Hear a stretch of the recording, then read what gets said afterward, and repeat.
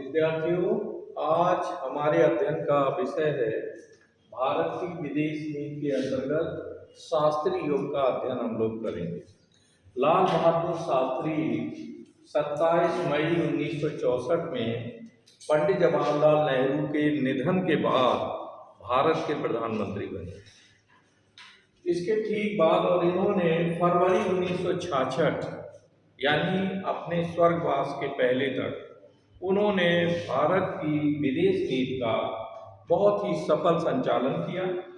उन्होंने भारत की विदेश नीति में खास करके आदर्शवाद के स्थान पर यथार्थवाद का मार्ग चुना।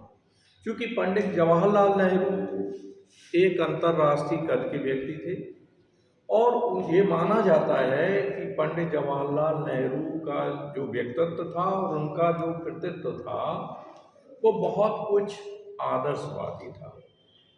अंतर्राष्ट्रीयतावाद के वो पोषक थे और उन्होंने बहुत सारे निर्णय लिए जो देश हित में रहे और बहुत सारी जो उनके निर्णयों से बहुत सारी त्रुटियां भी सामने आई।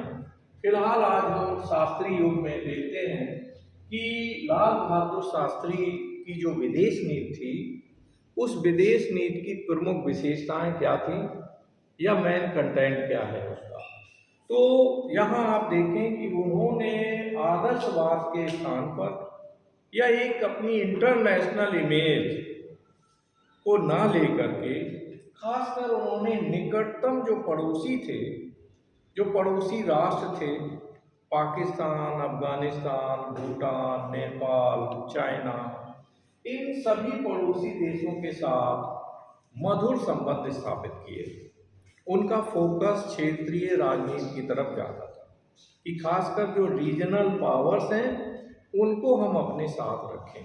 ठीक है, तो पंडित जवाहरलाल लाल बहादुर शास्त्री की विदेश नीति की जो पहली विशेषता ये है कि विविध अंतर्राष्ट्रीय शक्तियों के साथ जहां उन्होंने अच्छा तालमेल बनाया, लेकिन उनका जो मेन फोकस था वो था पड़ोसी देशों के साथ मधुर संबंध बनाना। सेकंड, आप देखें कि आफ्टर ऑल बहुत ही मधुर नीति को अपनाने के बावजूद 1965 में पाकिस्तान ने भारत के ऊपर अटैक कर दिया। ये लाल बहादुर शास्त्री का ही पीरियड है। और यहाँ आप देखें चूंकि अमेरिका ने पाकिस्तान को बहुत सारे पैंटन टैंक और आधुनिक युद्ध संबंधी हथियार सौंपे थे, तो पाकिस्तान को ऐसा लगता था कि हम भारत को इस बार पराजित कर पैंटन टैंकों के बल पर। लेकिन आप देखें, कहते हैं कि युद्ध हथियारों से नहीं लड़े जाते, इच्छा शक्ति विल पावर से लड़े जाते। और हमारे बहादुर सैनिकों ने पाकिस्तानी फौजों के जो पैंटन टैंक थे जिन पर उसे बहुत नाज था, प्राउड था, उनको कूड़े के ढेर की तरह, है ना, ढा दिया।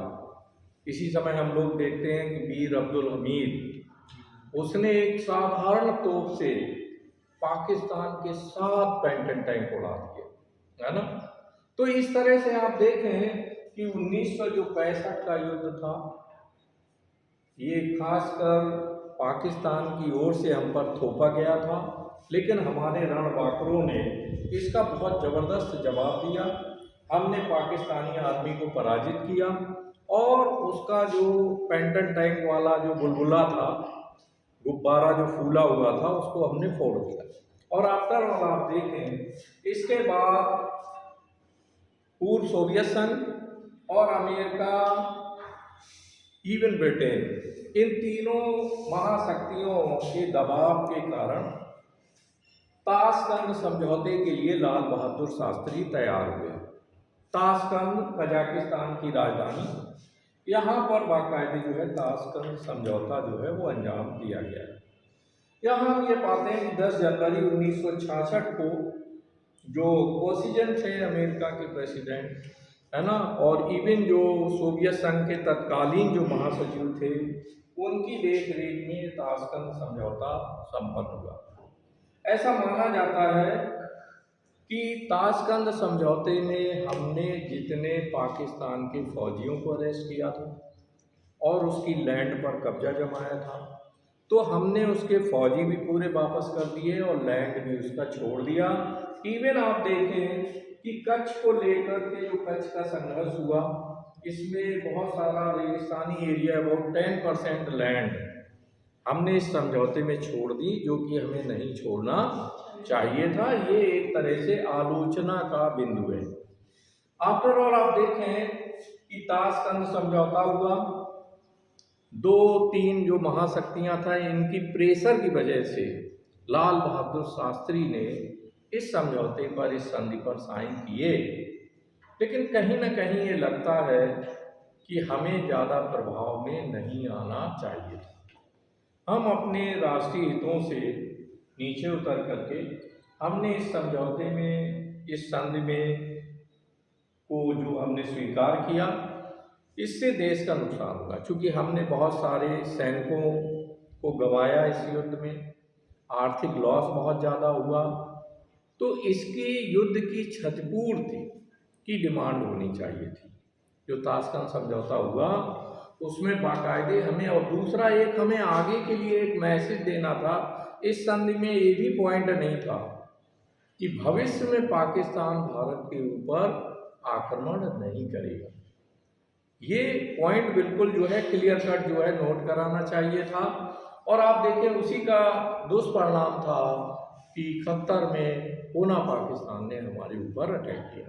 काश अगर इस ताशकंद समझौते में ही एक लाइन बढ़ा दी जाती कि भविष्य में पाकिस्तान दुस्साहस नहीं करेगा हमारे ऊपर अटैक करने का, और बाकायदे यथार्थवादी अप्रोच, रियलिस्टिक अप्रोच को अपनाते हुए अगर हम इसमें युद्ध संबंधी क्षतिपूर्ति की भी डिमांड कर लेते, तो मुझे लगता है कि काफ़ी कुछ पाकिस्तान को सबक मिलता, है ना।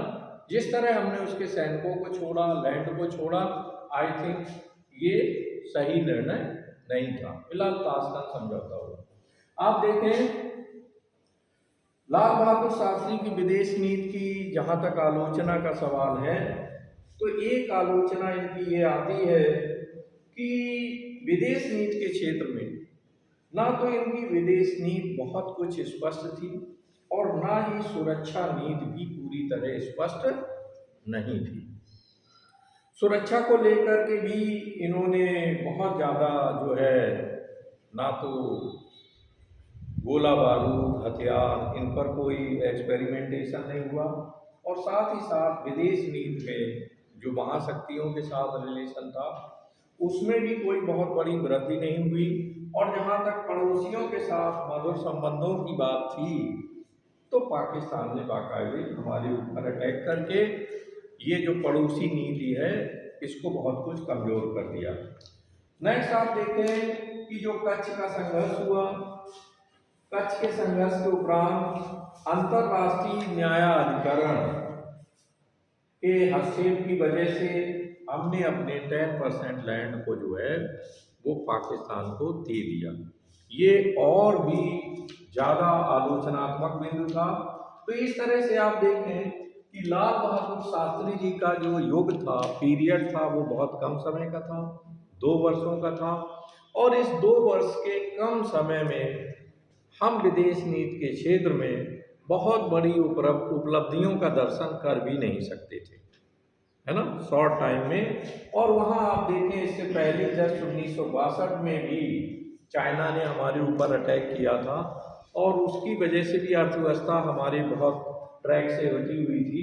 तो आफ्टर ऑल फिर भी लाल बहादुर शास्त्री जी के समय में जो मैन हम कहेंगे कि अच्छा सुपरिणाम था, वो ये था कि भारत पाक युद्ध में हमने पाकिस्तान को पराजित किया, उसके अभिमान को तोड़ा, और अमेरिका के जो हथियारों का उसको दम्भ था, उस घमंड को भी हमने चूर चूर कर दिया, जिसके लिए क्रेडिट बहुत कुछ हमारे सैनिकों को, वीर सेनानियों को जाती है और उनके युद्ध कौशल को जाती है ना। तो इसके बाद हम आप देखें कि आगे जो है इंदिरा युग में हम लोग